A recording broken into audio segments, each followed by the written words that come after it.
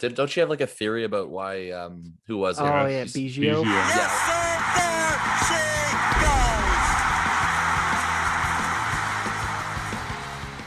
Hello and welcome to episode 116 of Section 138. I'm your host, Mark Colley, as always, joined by Bryson and Jacob. How are you guys? Doing good, Mark. Pretty good weekend, I guess, at the Trop overall with results. A little frustrating still, but they got the 2 Ws, so I think that's all that matters. Yeah, Blue Jays this week, since we last recorded, they took one of two from the Red Sox. They split that short 2-game series, and then they take 2 of 3 from the Rays, finishing it off today with a 1-0 win. Jacob, how are you?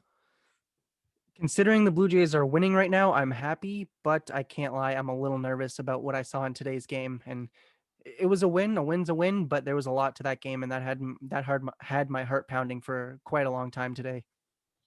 Yeah, a really close game. It was 0-0 heading into the top of the fifth, of course. Before that, the big news, I guess the biggest news out of today's game is Hyun Jin Ryu. He was out after 3 2/3 innings with what we now know is a mild right glute strain. Doesn't appear to be serious. Ryu said he doesn't think he's going to have to miss a start. Montoyo said he doesn't think Ryu's going to have to miss a start. So it looks like the Blue Jays dodged a bullet there. They score the inning after he comes out in the fifth. The bullpen comes in, shuts things down after a little bit of a rocky start from Tim Meza. The rest of the bullpen, Ryan Brockie, Rafael Dolis, Tyler Chatwood, lots of great names coming out, finishing it off for the Blue Jays. An exciting game. But let's start off today's podcast talking about Ryu, because that is the biggest news. Thankfully, the Blue Jays seem to be avoiding what could have been disaster, right? When we first saw Ryu coming out of the game, I think we were all thinking worst case scenario, like this season could be over.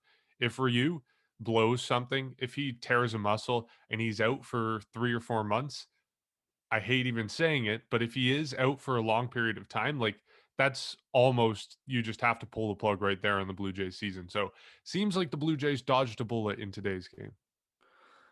I'm going to say this right now. If Hyun Jin Ryu is to miss an extended period of time, the Blue Jays are not making the playoffs.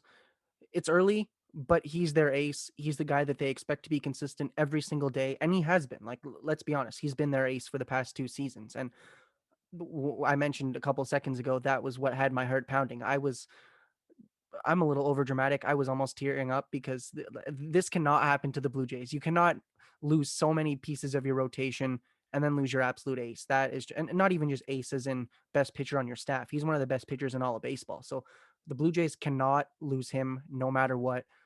Thankfully, it looks like this might just be a minor thing. The good thing about Ryu is he's very calm and collected on the mound, and you saw him immediately. He felt something. He signaled to the dugout. Danny Jansen said, "Hey, something's not right." He knew exactly he needed to get out, and it looks like it might just be he pulled something.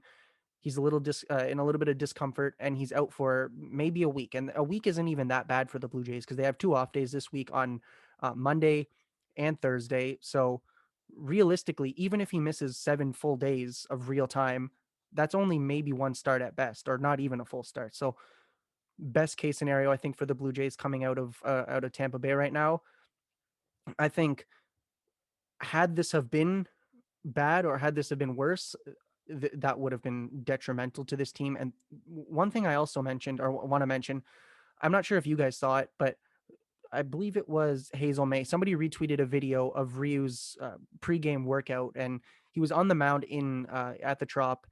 He threw a pitch, but he kind of stopped halfway through. He lifted his right leg up, didn't look too comfortable. He stopped midway through and kind of jumped around a little bit. And I think this was something that he's been feeling at least for the entire day. Thankfully, as I said, he knows his body. He knows that he needed to take a bit of a break, and it didn't cost the Blue Jays. They won today. Looks like they might have also won in the long run with Ryu and their ace. Yeah, and they call the Trop the House of Horrors for a reason for the Jays, and it just seems like nothing can go right. Anything can never go right, like at all, like in terms of anything. So I know this weekend they did win 2 out of 3. The offense did struggle. Today was another case in point, but luckily the bullpen after the Ryu injury came in and pretty much saved them. They did. They went 5 2/3 of scoreless baseball the rest of the way out, and then going back to Ryu, it's not good. It's not much of a hot take to write off the season if he gets hurt. I think it's realistic, and I think it is true. And the one thing when you look at it right now as well is there's only a 3-man rotation right now. They have Robbie Ray, they have Steven Matz, and they have Hyun Jin Ryu. So that if that ever goes, if Ryu does go on the injured list, I don't know what happens from there. Then you have 2 people technically in your rotation. But these off days coming ahead for the Jays this week, Jacob, you mentioned they have 2 of them this week. It's a good part in the schedule for this to happen. And you do hope that Hyun Jin Ryu is good for his next scheduled start. I know he came out after the game and said that he's going to prepare as per usual, but of course, you got to wait for the tests to go through. And I believe the Jays are going to be running a series of tests tomorrow on the Monday. So I think we're going to know more tomorrow and have more of a clear understanding of what's going to happen. But either way, it seems that Ryu's optimistic that he won't require an IL stint if he's pushed back a few days. Mark, we were talking about this before we even started recording. I think that's also a good, I guess, avoiding a conflict. And I think that'll be fine. That could be, one of the worst case scenarios, and that's not even a bad case. So that is good to hear for Ryu. And the one thing too, Jacob, is you were mentioning his pregame routine or whatnot, and it actually found today as well after Ryu left the game is that this isn't the first time he's left the game due to a glute injury. I believe in one of his starts previously when he was with the Dodgers, the same thing happened to him. So something that he's kind of dealt with before. I think it was 2014 and 2017. Yeah. He's had similar injuries. I think he landed on the injured list both times, but this time seems to be less severe. Exactly. And the best part he did was pulling himself out of the game and not making anything worse. So I do give him credit for that. And of course, at the time, a little bit of a scare because it kind of happened all so fast. Everyone just went to the mound. And at first it seemed like a mound visit. And then I think Dan and Buck picked up on it very quick. And then the bullpen, all of a sudden, everyone's doing stretches. So it was a very fast sequence. But for Ryu, you know what? He's been, obviously him and Matz have been their top 2 pitchers this year, and they continue to be. And without Ryu, it's a massive question mark. We know the potential injuries that Ryu can bring. We know that he has a hard time staying healthy, usually based off of his career numbers in terms of a full 162 game season staying healthy. So in that case, it's just it's safe to say they dodged the bullet today. And I'm glad that he will be okay, but crucial for him to stay in that rotation right now for sure. Because other than him, it's been Steven Matz who's also been lining it up, and you don't know how long that could be sustainable for. Thankfully, I'm just checking Twitter, and Shai Davidi, Scott Mitchell, apparently they just Charlie Montoyo just finished his post-game press conference. He's saying he's optimistic and that Ryu looks okay. Thankfully, as we've just said, it looks like the Blue Jays have dodged not even a bullet. Like, they just dodged a cannon. This could have been detrimental to their season. So thankfully we can at least begin this podcast on a high note, even though we were kind of panicking just a couple of minutes ago. Yeah. Could have potentially been game over for the Blue Jays this season. And you're right, Bryson, that it didn't really look like anything when it happened. I think Ryu kind of just handled it nonchalantly. Like, he just kind of squatted. He knew something wasn't right, called the trainer in. He didn't look upset or hurt or anything. There wasn't kind of that aha moment where he threw a pitch and something was off. He just kind of walked off the field, the same old steady Ryu as always. And I think that's probably encouraging for Blue Jay fans, that it wasn't a kind of moment where he strained something or he tore something. So thankfully that didn't happen. To some extent, I think this is par for the course with Ryu. Like, even if he is hitting the 10-day IL, which appears to be not the case, we know that he isn't someone who's normally healthy the entire time. We got lucky last season, of course, only 12 games for him, 12 starts, that he was healthy the entire season. But you go back to 2019, full season, but 2018, only 15 starts, 2017, 24 starts, so he was pretty healthy, but 2016, 1 start, missed all of 2015, 2014, 26 starts. So he's never been someone who's always healthy, and we knew as he gets older, as he's entering his age 34 season, he's going to be struggling with injuries a little bit. So it was kind of expected. It's kind of something that people should be keeping in the back of the mind, but thankfully it doesn't seem like this is all too serious. Doesn't seem like he's going to be missing significant time. So good news there for the Blue Jays. Looking at some of the other games this week, some of the other performances I just want to touch on before we jump into the bulk of our conversation. Robbie Ray, it was nice to see him come out and bounce back after his rough start that we talked about last podcast. walked 6 against the Royals, had the bases loaded twice, pitched 5 innings, somehow didn't give up a run. But then this time against the Rays in yesterday's game on Saturday, he pitched 6 innings. He gave up 3 runs, but to me, that doesn't really matter. That's just kind of luck at that point. He didn't walk a single batter. He struck out 9. That's the important stat for me. I was very encouraged from what we saw from him yesterday, especially considering we know he has to handle his command. We know that's the number one most important thing for him this season. Seems to have gotten it under control, shook off the rust from his last outing. I was really happy to see that. Yeah, and I mean the Rays are not even a bad team. So I mean, one home run allowed all three of the or caused all three of the runs. So I'm not too worried about that. I'm more concerned about the ins and outs of his start. 9 strikeouts, as you said, 0 walks in 6 innings. So I would consider that not only a success, but I would consider that extremely well or an extremely good performance because even if you want to say 3 innings or 3 earned runs over 6 innings, that's still a respectable number. So with Robbie Ray, I think we got what we had hoped to see. And I remember we were all kind of panicking saying, what's going to happen with Robbie Ray? Is he going to, I don't know, is this going to be a bit of a thing that goes throughout the entire season? We saw what happened last season.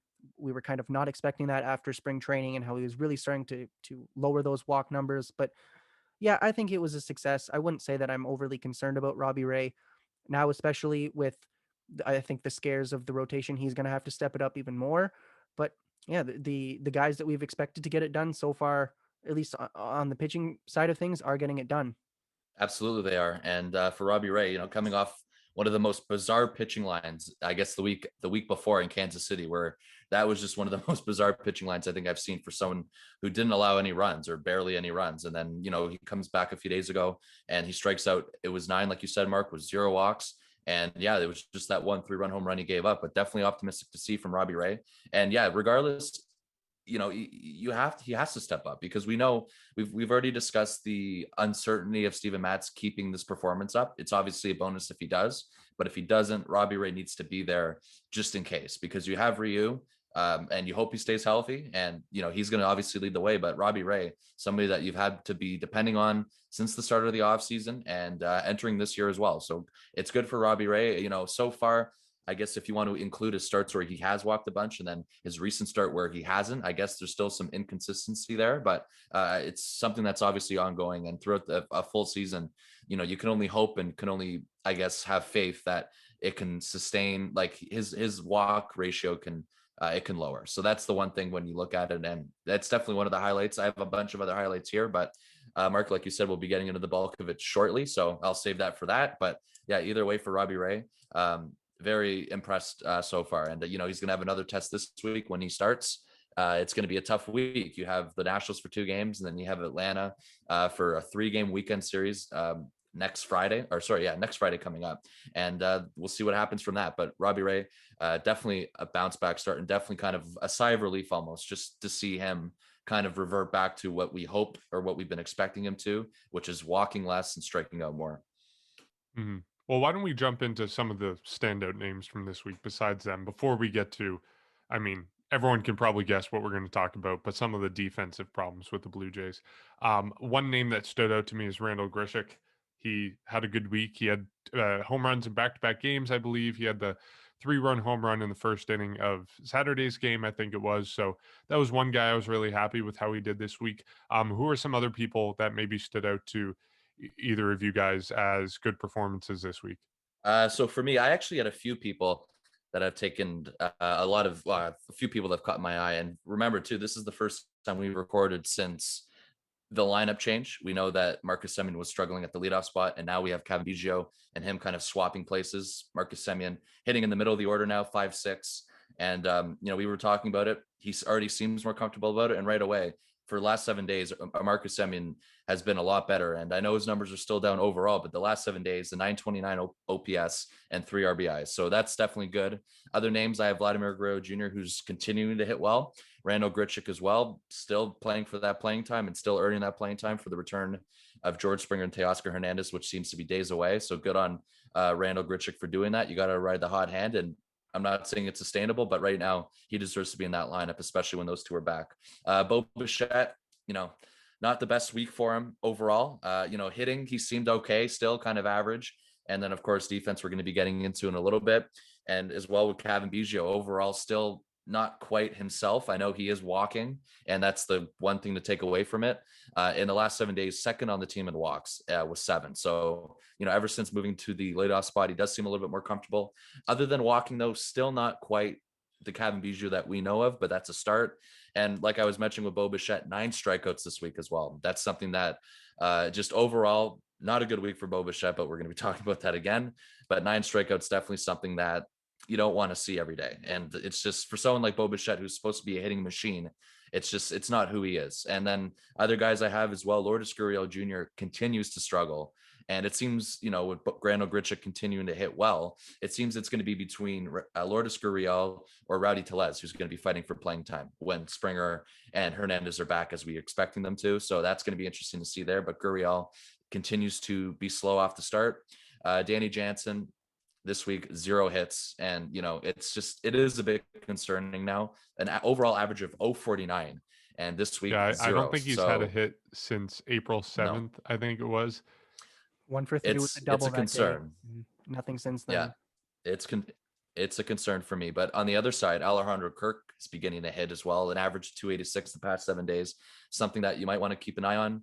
If he keeps heating up like he is, he's going to definitely be seeing a lot more playing time. And Vladimir Guro Jr. continues to, like I was mentioning off the top, hitting well, still leads the team in walks. And that's something that I was very impressed with. But overall, the team itself, it's just, the run scoring production is still not there, what we're seeing. And really 28th in the entire league with runners in scoring position. And that's only worse than the Cleveland baseball team and the New York Mets. So something that's got to be fixed. But they're the bottom or the 3rd worst team in terms of runners in scoring position. And then overall offensively, the team is 24th overall in offense. And this week as well was the bottom 20s alone. Something that you didn't predict really off the top. We saw the pitching that was supposed to be the weakness. Right now it's the hitting, and the pitching has been the bright spots. And when I look at the pitching as well, overall, the bullpen's been outstanding. This week alone, Ryan Barucki, Anthony Castro, Tyler Chatwood, Tim Meza, Joel Payamps, David Phelps, Trent Thornton, all ERAs of 0. Impressive this week from all of them. And overall, in terms of the entire league, they're second in the entire league in relievers ERA and reliever stats. Jacob, you mentioned it last week, and it's continuing to stay that way. They're only worse than the New York Yankees. And like I said, the entire league, second overall. Pitching, it's kind of been the same.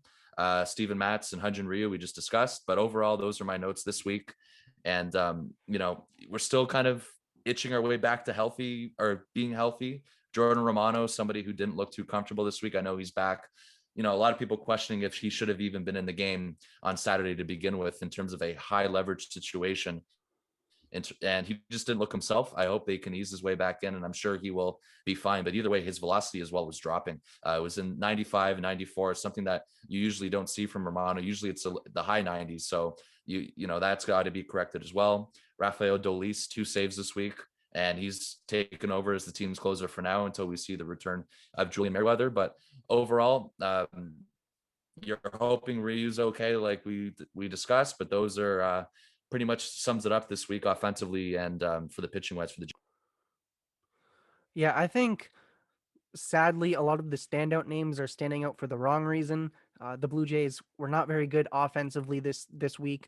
I will say though, I did like Randall Grijic and Marcus Simeon in the last 2 games against the Rays. Both of them hit 3-run shots in the first innings. Unfortunately, they lost on Saturday, won on Friday. So, I mean, the majority of the offense has been very weak, although those 2 have been doing well. Randall Grijic, I think, is somebody that we need to discuss because I don't think you take him out if the savior George Springer comes back in a couple of days. I don't think you can. He's not only has he been good objectively speaking, but just like when you compare him to the other guys on the roster, there's nowhere else, or there's nowhere you can't put him on the bench and have somebody else play. I will say on the positives, defense was god awful this season or this week, but I've noticed Lourdes Gurriel Jr. is getting a little bit better with his routes. I saw him make a good throw in, I believe it was Friday's game or Saturday's game where he threw out Diaz. So he's had some good plays. He's throwing some guys out. His arms getting back to what it was. Danny Jansen, like Bryson said and Mark said, he's he's not doing well. Yeah, I've been noticing. I'm thinking, every day his average keeps going down, and I'm thinking, when was the last time he got a hit? And yeah, I had to Google it. It was August or April the 7th against the Texas Rangers, and it's been struggling ever since then. So not a good week, I don't think, for the Blue Jays offensively. Pitching has been odd. It's odd to me how good it's been, especially considering everything that's going on. Looks like they're getting some reinforcements, obviously with Romano and Chatwood back. It's starting to take shape again. So I'm it's a positive, but I'm also kind of eager to see what it's able to do going into next week and into the month of May, which they actually have a pretty good schedule, a pretty tough schedule, I should say. But yeah, for the most part, like this off season or this week was just kind of a meh week. Some guys were okay. There were some bright spots. There were a lot of things that have not been good previously, and they're just carrying over. But yeah, most this week was, I think, just a lot of mediocre performance, kind of kind of flossed over by some better performances. And even Vladimir Guro Jr., he's starting to cool off a bit, and he's 0 for his last 9 or 10 or something like that. So not the best week for the Blue Jays, but it's been getting a little bit better in terms of overall performances for the team. Yeah, they're kind of getting by like the skin of their teeth right now. They are winning games. We are seeing flashes of brilliance on the offensive side of things, but it's not like the offense hasn't come to life yet. It's just flashes of life. I'm hoping, George Springer, Teoscar Hernandez, hopefully we see them both on the lineup Tuesday. That'd be best case scenario. Things start clicking. You have guys that the Blue Jays have previously been relying on moving farther down the lineup, whether it's Gurriel, whether it's Grijic. Maybe that gives him more of a chance, although Grijic, of course, is hitting well right now. But hopefully that kind of breathes new life into the lineup. That's, again, we have little bits and pieces here and there, but it just hasn't really clicked yet. Um, the pitching, yes, fantastic. Going into today's game, the Blue Jays had a team ERA of 3.2, which was the fourth best in the majors and number one in the American League. And that's the lowest ERA through the first 20 games of any season in Blue Jays history. So the Blue Jays are historically good for, in franchise history so far this season. Um, whereas offensively, defensively, we're not seeing the same type of success. The lineup change, I like it. It worked well. I think we talked about it on a live stream partway through the week that the Blue Jays needed to change something. And look, they did. They moved Cavan Biggio up to the number one spot, moved Marcus Simeon down to, I think it was 6 that he was hitting at, and it worked. I mean, Biggio got on. He seems to, be comfortable in the leadoff position, and that seems to be working for him. So by all means, keep him there. I wasn't a huge fan of the move in the first place because Biggio wasn't doing well in his own right. He was only a little bit better than Marcus Simeon. I think he was batting something like 171, while Simeon was like 160 something. So they were pretty comparable offensively. So I didn't read too much into the change. I just thought, you have to try something, you have to change something up. But he's doing well. He had a couple hits, I think it was yesterday, a couple walks over the weekend. So you got to be happy with what he's doing. Okay, let's get to the big conversation of the defense, because this was something that every single person was talking about over the weekend and through the week, and rightfully so, because the left side of the infield, whether it's Cavan Biggio, whether it's Bo Bichette, whether it's Joe Panic there, at one point Marcus Simeon made an error. We've seen so many mistakes on the left side of the infield in terms of throwing errors, in terms of fielding errors. It's kind of getting ridiculous at this point. What should the Blue Jays do about this? Like, what do they do to solve this problem? Some problems, like the lineup, it's easy. You just try to you change things up. You try to find a solution. If it doesn't work, whatever. But when it comes to positions, like these are long-term decisions that have to be made. If you say, okay, Bo Bichette is not comfortable at shortstop, a lot of people saying he was never really meant to be a shortstop. Okay, if you're making the decision to move him to second, that's a permanent decision. That's not something you do for a couple of games, see how it works out, move him back to short. That's a permanent decision. Same thing with Cavan Biggio. If he's not looking comfortable at third base, you move him to right field.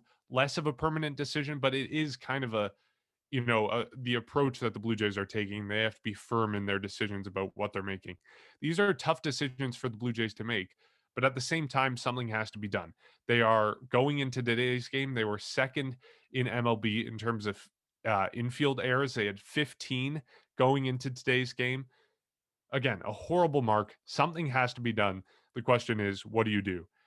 Where do you guys stand on the issue of maybe moving Bichette to second and moving Simeon to short? Where do you guys stand on what you do with Cavan Biggio? What's the issue with these guys? How do you solve it? I think first of all, I'll talk about Bichette. I think you move him over to second base. I think a guy like Marcus Simeon, he's played. Actually, I had to look this up. He's played over 6,700 innings at shortstop in over his career, and he has a 96.9 save, not save percentage, fielding percentage. So he's been good at shortstop. I say move him. That's clearly where he's the most comfortable, and it gives Bichette a bit of a change of scenery. Obviously, today he was actually DHing on Sunday, so maybe that was a bit of a wake up call to him to say, hey, first of all, your defense needs to get better. But second of all, we got reinforcements that are taking over the DH spot in a couple of days. And if you're not playing well, you're a big name, but you got to be playing well to be able to get into the lineup every day. So I think why not put Simeon at short, put Bichette at second.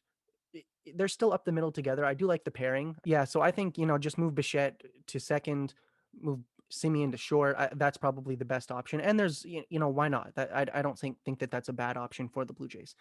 As for Cavan Biggio, I'm going to go out and say that maybe he isn't as versatile as the Blue Jays want him to be. Obviously, he's not bad at in the outfield. He's not bad in the infield or up the middle in the infield, but he and Bichette have not been very good at third and short. So I think the thing with Biggio, and I said this to you guys, I have a theory as to what the problem with Cavan Biggio is. I'm going to say it. What I noticed in Boston, Cavan Biggio there was one game where the second game where one of the plays was not scored an error. One of them was scored an error. He had two misplays. What I noticed on both of those is that he was on the run during those plays. He didn't he didn't plant his feet, I guess is the best way to put it. Because the thing that I noticed after that, there was a play to end the game or to end that inning where Cavan Biggio got the ball, planted both of his feet, threw from beyond third base all the way over to first, and it was a perfect throw. So I think what I'm noticing from Cavan Biggio is he might be trying to get ahead of himself too quickly and saying, okay, I got the ball, I got to throw the guy out right away. And I just don't think that's the case. I think that Biggio needs to be able to plant his feet better. You look at a guy like Troy Tulowitzki, who pretty much lived off of catching the ball, not even really stopping himself. He would throw like midair and he would still make a perfect throw. And I don't think that Cavan Biggio is able to do that. I think what we're seeing is maybe a little bit of an over anxious play. Again, he is sort of new to second base or to third base this season. I think the Blue Jays want to keep him there, just considering, I don't think that they're moving Simeon to third and then Biggio maybe to second or something like that. But I think the thing with Biggio is that he is just maybe a little bit over anxious.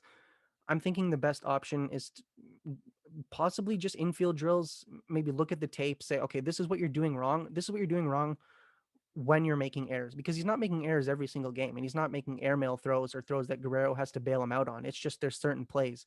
And I think that is the biggest situation, I don't think it's not a clickbaity thing, but I think the best thing for the Blue Jays is to just put in the work, because this defense has been terrible at times and it needs to be worked on, especially with the off days. I think if you have off days, they were in St. Petersburg to play the Rays, about 45 minutes from Dunedin. You get there, I think the best option is to just work with your players and show them the video, because that is really the only thing that they can do, the way I see it.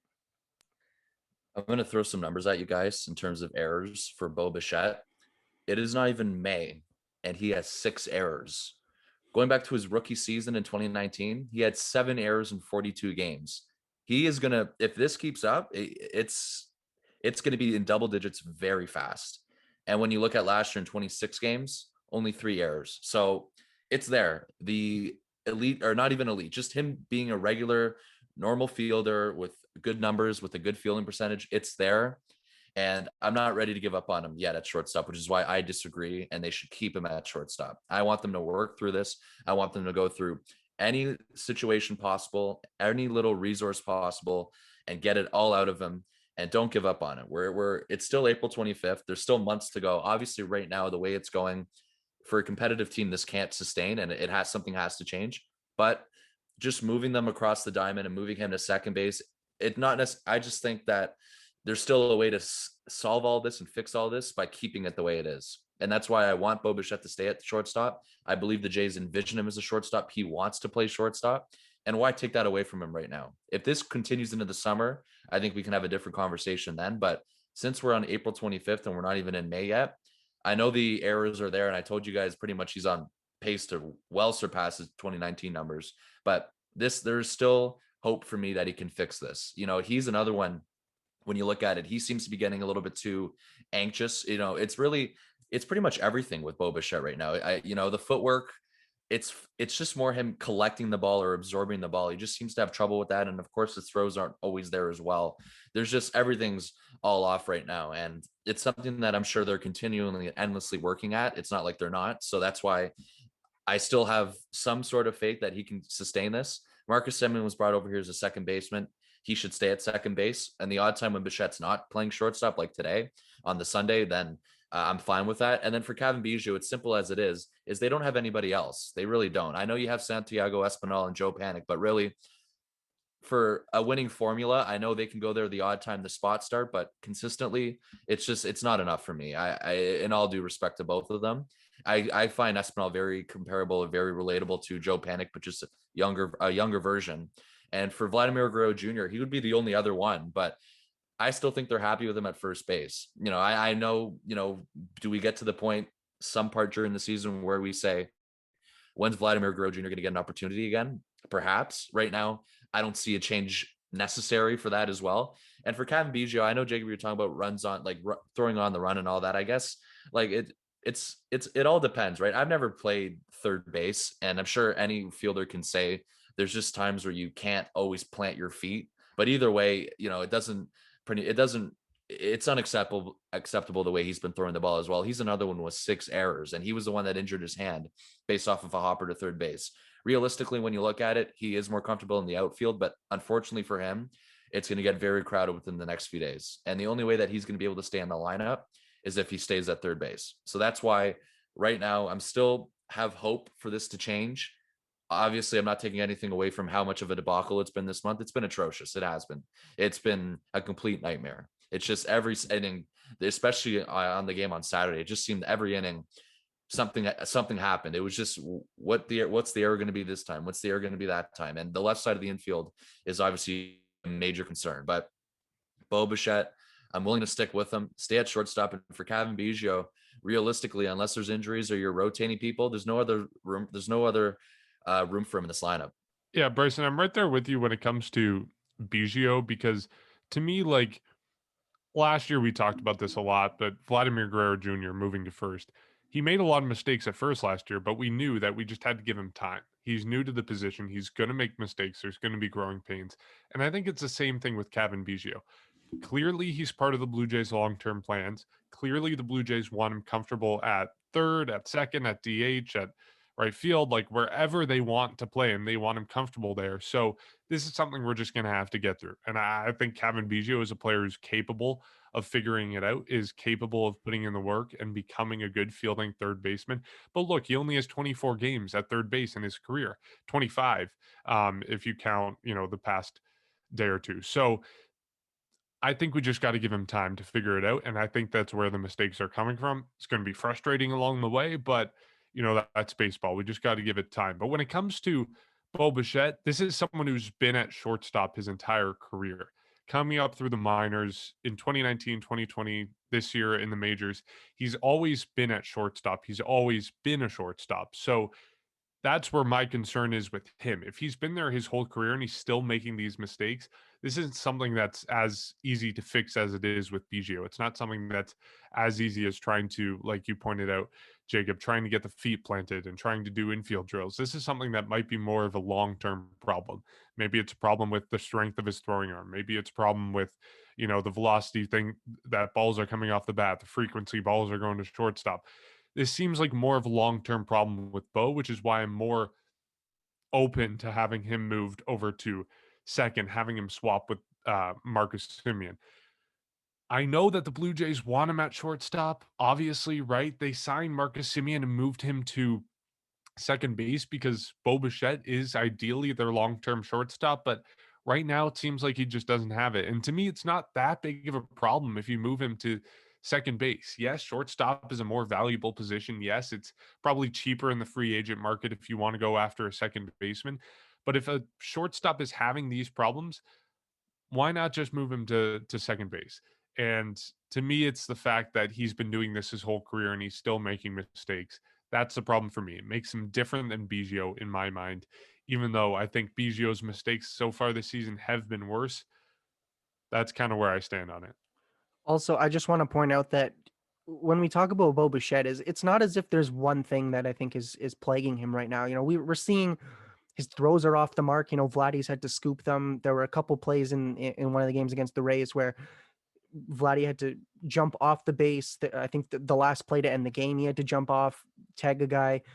But there was a few plays where the ball came out of his glove, and those are, I think, some of the problems. But he's also not fielding well. And we can go back to last season in the playoffs. There were a few issues in the Tropicana field where Bo just wasn't fielding properly, and it's a combination of everything. He's not scooping the ball with his glove. He's not throwing. So it seems to me as if it's more than just a quick fix of do some infield drills. Obviously, I don't think that anything's a quick fix. There's still things you got to work through, but I think with Bichette, there's just maybe an underlying cause or underlying thing here that's saying, maybe he's a good hitter.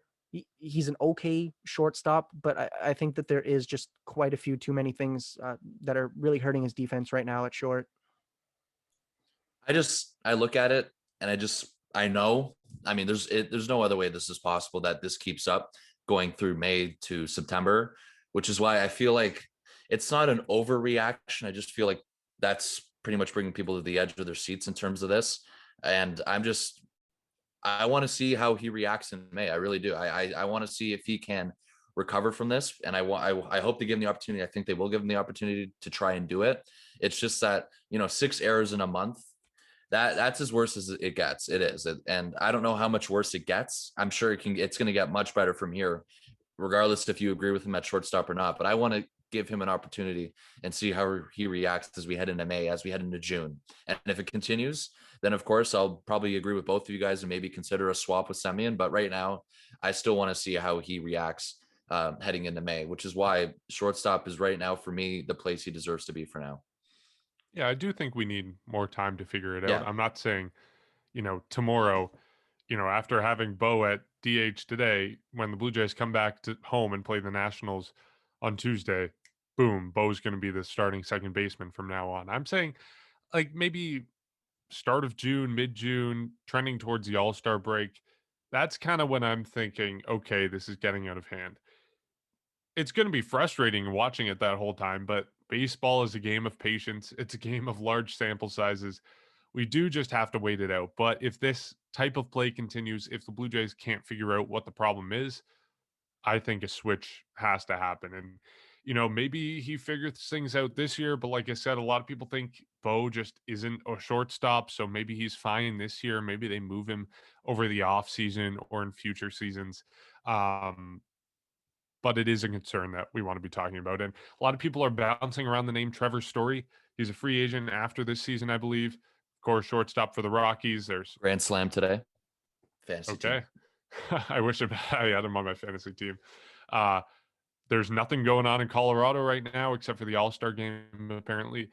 So they're probably going to want to move someone who has a lot of value if he doesn't, just wait out the season, get signed as a free agent. So that's a possibility. And he's a shortstop. So maybe they sign him over the offseason and Bo moves to second, or maybe they just wait until internal options like Austin Martin, Jordan Groshans, guys like that, even Kevin Smith until they come up to the majors. So lots of different solutions to this. Or, they could just keep Bo at short. He could figure it out. So we'll see what happens. Again, large sample size. We'll be waiting to see whether this pace continues, which, like Bryson said, it's probably not sustainable at this pace. It's just a little frustrating to watch.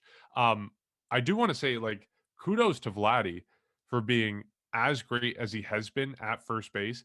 Like, he hasn't made a single error there, I don't think. I think the one error that may have been charged to him may have changed to a throwing error to Biggio. I can't remember all the details. I know there was one situation that I think he was initially charged with an error, but I don't think he has an error right now. Anyways, regardless, he's been fantastic in picking the ball and coming off the base when he has to, in getting to the ball, basically, when a lot of throwing errors have been made by a lot of different guys on the left side of the infield. There's been a few concerns. I think he's reached his hand into the base path one or two times that could be problematic. You know, he could end up with a finger injury, a hand injury if that happens. But by and large, he's been fantastic. So credit where credit is due to him for being fantastic at first base. Yeah, Vladdy has been tested beyond tested, and he has proven that he can handle it. And I don't think that he was ever a bad first baseman. You're going back to last season. I mentioned a lot of the plays or the misplays that he was making were just intuition based, but he can make the basic plays. Seems now that he can also make the good plays, and that is, I'm not worried about Vladdy. Again, he's been fantastic offensively. He's also been fantastic defensively. There have been many plays where I think he's had to scoop a ball that, some didn't go his way, but some did go his way, and those saved a couple of errors for his teammates and maybe a couple runs. So with Vladdy, as we said, this is the year of the Vlad. He's a stud, and I'm in awe watching him. This gives me, I don't know, maybe I don't know if I should make this comparison, but I'm kind of getting Edwin Encarnacion vibes where he's just mashing the ball, but he's a pretty good first baseman. He's not the type of guy that he was put there initially because he wasn't fit to play third base, but he's proving that he can be an above average third baseman, at least in my books. I'll tell you one thing, including the plate, it's a much better version and much of more a complete version than Edwin Encarnacion. But either way, for Vladimir Guro Jr., a perfect fielding percentage so far. And Mark, you are right. They did change the error to Cavan Biggio. So as it stands, he has 0 right now. And that keeps his his fielding percentage at 1,000, as well as infield assists at 6. And it's really good for him so far. And, I'm surprised of how good it has been. I'm not going to lie. In terms of him at the plate, I think we all expected this to be the breakout year, especially at this pace. No, I love how, people are pretty much when you look at the past 7 days in terms of him cooling off, he only still has an OPS over 1,000, which I kind of find pretty funny. But either way, leading the way of this team so far. I mean, I don't think there's any other debate right now, and he's getting everyone excited and showing everyone who we are expecting him to be. But, the highlight for me as well, the one that kind of completely shocked me was his play at first base. And, he's played 15 games there right now. And I don't really know what else to say other than it's been perfect. And the stats show that. Definitely been a pleasant surprise to start the season. Okay, let's turn now to kind of the AL East writ large, because there's a lot going on in the AL East that a lot of different people are talking about. The number one thing I'm just going to start things off with, just because it makes me happy, the Yankees are doing, for all the frustrations with the Blue Jays to start the season, just multiply it by 10 and you have the Yankees. They seem to be finally cleaning things up. They had a good season, a good series against Cleveland for them, and they're 4-6 in their last 10, but it was rough going for them at the very beginning of the season, and you just love to see it. Again, small sample size. It's April. We're like 20 games into the season, whatever, all those caveats, but it's enjoyable to watch them doing badly. Again, I don't expect this to continue. I think they are still the same team we thought they were at the start of the season. They're still the team that's going to win the AL East in my mind. My mind has not changed on that. And I still think the Blue Jays are going to be the second place team. I think the Rays are going to come down. I think the Red Sox are going to come down. But it's interesting to look at how things have shaken out so far this season. I think we're already seeing the Red Sox cool off. They're still 14-9 record, but they've gone 5-5 in their last 10, thanks in part to the Blue Jays taking 1 of 2 in that 2-game series. So I think the offense is cooling off. The pitching isn't totally sustainable for them. So I think the Red Sox are going to come back to earth. The Rays are probably going to keep doing what they're doing. They're 500 right now, but I don't think 500 is going to be good enough when the Blue Jays and the Yankees, fingers crossed, get better. Of course, I don't hope the Yankees get better, but I think they will. Fingers crossed the Blue Jays get better. I like how you didn't mention the Baltimore Orioles at all there, because no one cares about yeah, I was going to say that. Yeah. They're locked away in the basement of the AL East right now. No offense to Oriole fans, but we all know what that's like. But yeah, with the Yankees, they went on a 5-game losing streak earlier on in the season, and I mean, hey, one thing we should mention is with baseball, every game counts, and what we've seen over the last couple of years, especially in a division where you have 2, maybe 3, maybe 4 teams competing for a couple of games or within a couple of games for each other, and maybe we look back and say if the Blue Jays are only a game or two above or behind the Yankees, I'm not saying we can pinpoint to a specific game, but you know what I mean? Like the games now are still important. Just right now, everyone's like, oh, it's April, blah, blah, blah. But it's just, I don't know. I think the Yankees, like you said, they'll rebound. They were 100 win. They had over 100 wins in both 2018 and 19. Last season, they were over 500, but 60 games. Obviously, they're not going to have 100 wins in 60 games. But with the Red Sox, it was interesting. They had a 9-game win streak earlier on in the season, and that's not by any means sustainable. I mean, obviously, that's not sustainable. But with the Red Sox, I think they just got a little lucky. Not lucky, but they performed well. But I think that was a bit of an anomaly. And now they're just the Red Sox we've expected them to be.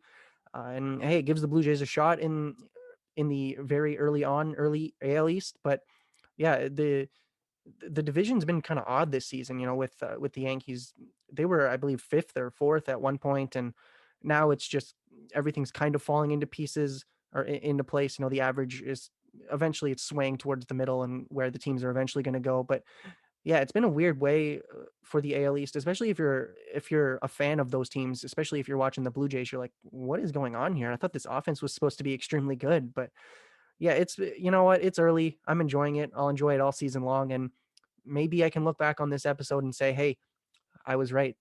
Those couple games that the Yankees lost was enough to put them one game behind the Blue Jays at the end of the season. Yeah, on the Red Sox, I think the way the Red Sox have started this season is how people expected the Blue Jays to play. A crazy good offense, weaker pitching. Just hasn't worked out that way.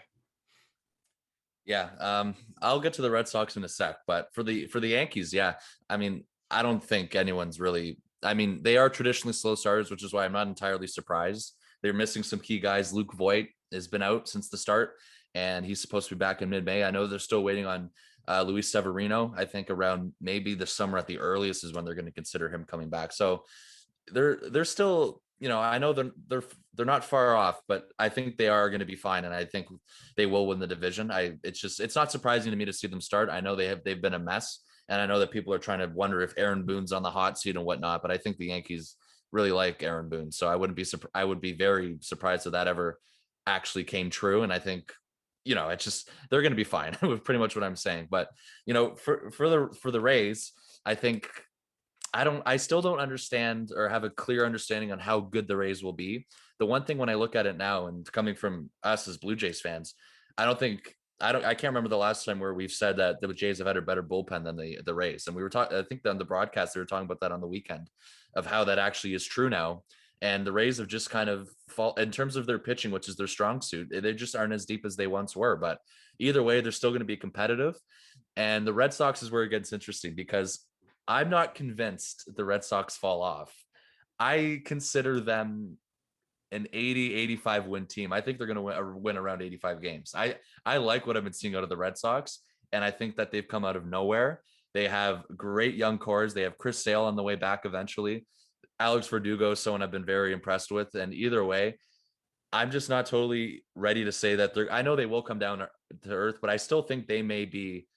I wouldn't be surprised if they're better than the Rays. I think they're pretty good from what I've seen so far, but I do think the Jays will pass them at some point. I know based on some power rankings to start the year, that wasn't entirely the case with the Rays or the Red Sox, but whatever, we're used to that up here. So, for the Jays, I still think second is realistic for them for sure.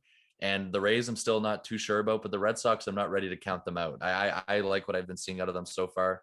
And the Yankees, of course, we are all expecting them to eventually wake up, and I'm sure they will as we head into the warmer months. I just hate the Red Sox. I just want to see them go down in flames. Nice ballpark, but we're competing Fenway Park, against them. It's beautiful. Favorite place Mark, I've been. You deal with it all the time, right? Because you're in that area. So yeah, I live about an hour out of Boston, so just filled with Boston fans, and it's horrible. Thankfully, when they don't do well, no one cares. Everyone's just focusing on the Patriots, who I don't care about. So that's what I'm hoping. I hope the Red Sox go down in flames, but as with anything, we will see. The last thing to talk about this week is just kind of a look forward to what's happening with the Blue Jays. Of course, this week we know they're going Back home, they're facing the Washington Nationals for a 2-game set in the middle of the week. They got off days surrounding it. Then they got a weekend series against the Atlanta Braves. And that's going to wrap up next Sunday, a week from today, May 2nd. And then they go on the road again. And this is where things get tricky. Of course, the Nationals are supposed to be a good team. I'm not so sure they're doing well to start the season. They got Juan Soto, he's out. But the Braves are a good team. And it gets just trickier from there. They play the Oakland Athletics, who are coming off a 13-game winning streak, which they just lost today, I believe.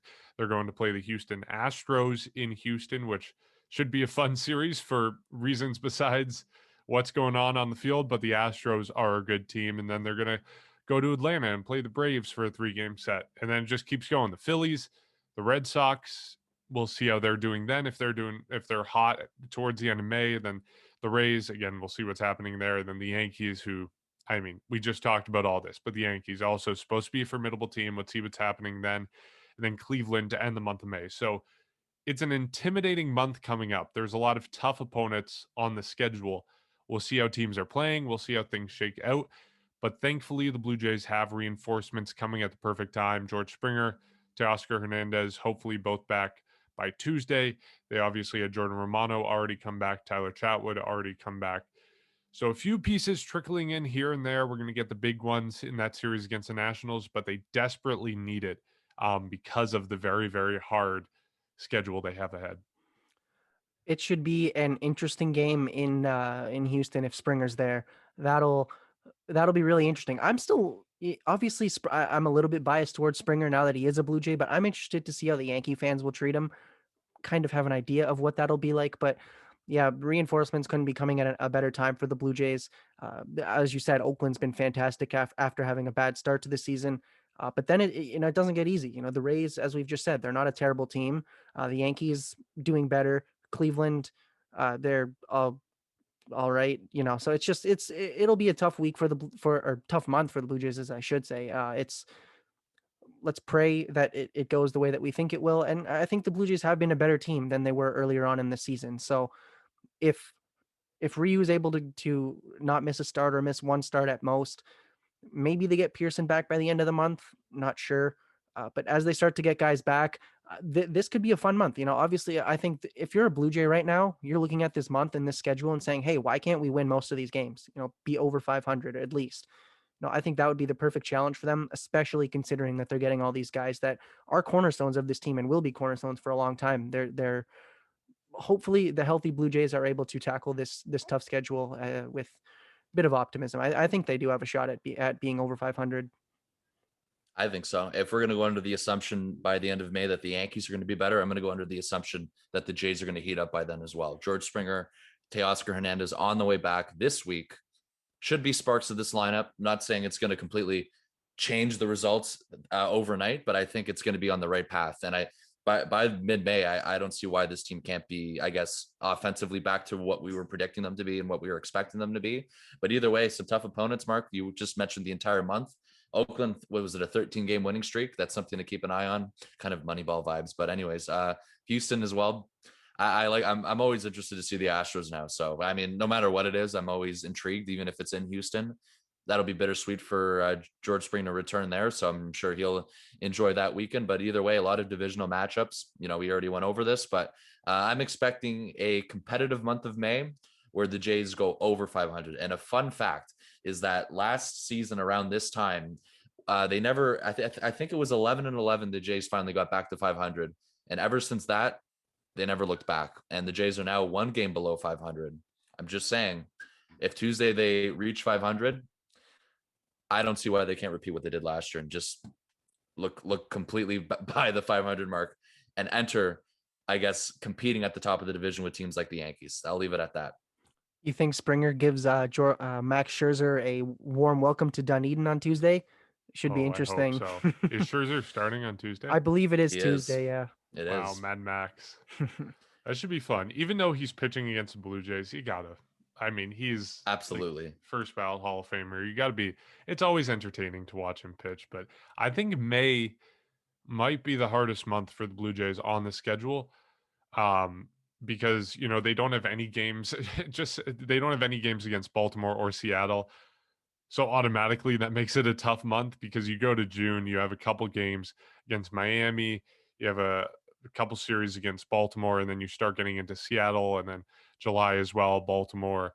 Couple games against the Mets, Red Sox could be tough, but I think this may be the toughest month for the Blue Jays. So we'll see how it goes. I think May is traditionally a good month for Toronto teams.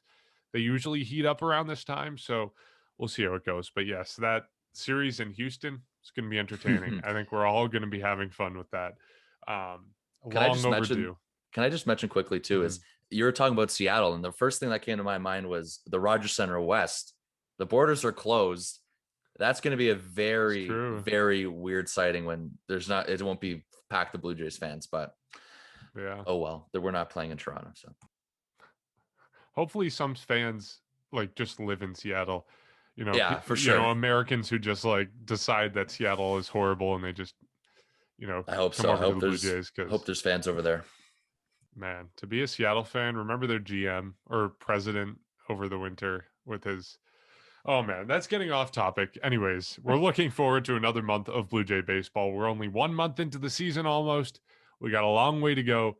Should be a fun ride. We'll wrap things up there. Thank you to everyone who listened or watched today's episode. Again, you can watch episodes. I'm going to plug it relentlessly. We're on YouTube now.